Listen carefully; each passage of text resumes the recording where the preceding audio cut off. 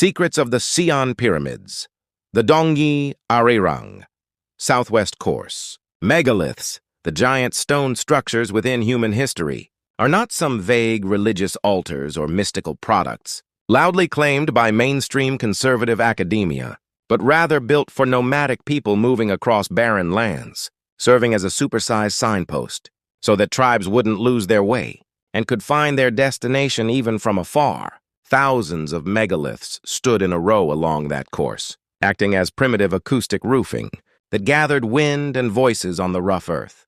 To project them far away, they perfectly performed the physical functions of a speaker. Scientists actually confirmed through laser exploration and scientific surveys that such acoustic effects and the alignment structures of the megaliths exist. Along the trajectory where these giant megaliths guided the way, ancestors tuned their throats and sang in harmony, which was humanity's first sound history, survival navigation, and the rough journey of those who started from the primitive origin of Gobekli Tepe.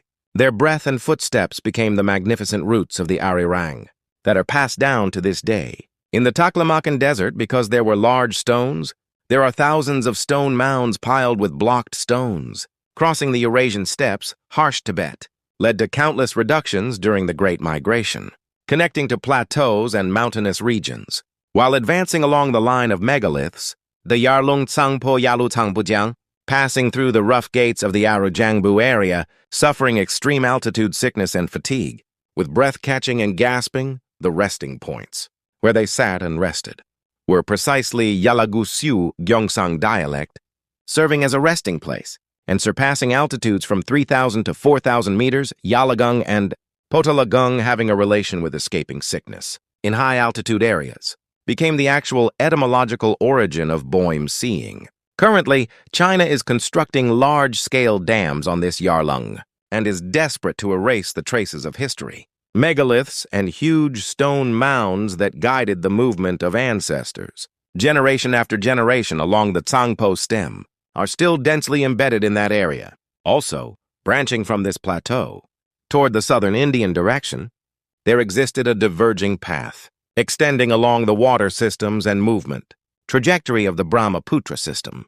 Every time they crossed this rugged ridge, ancestors sang at the top of their lungs, calling out Arirang to check each other's survival.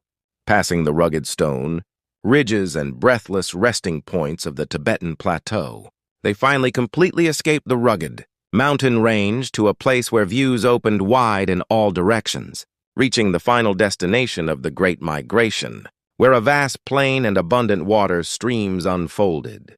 That place is the grand civilizational hub in history, named Xi'an, with the meaning of ending a long hardship and reaching peace and relief. Passing through this long stone path of several thousand kilometers, commemorating the completion and conclusion of the Arirang melody, they used to sing, to establish the final trajectory of movement, connecting heaven and earth. The ultimate supersized signpost built with persistence is none other than the pyramids of Xi'an.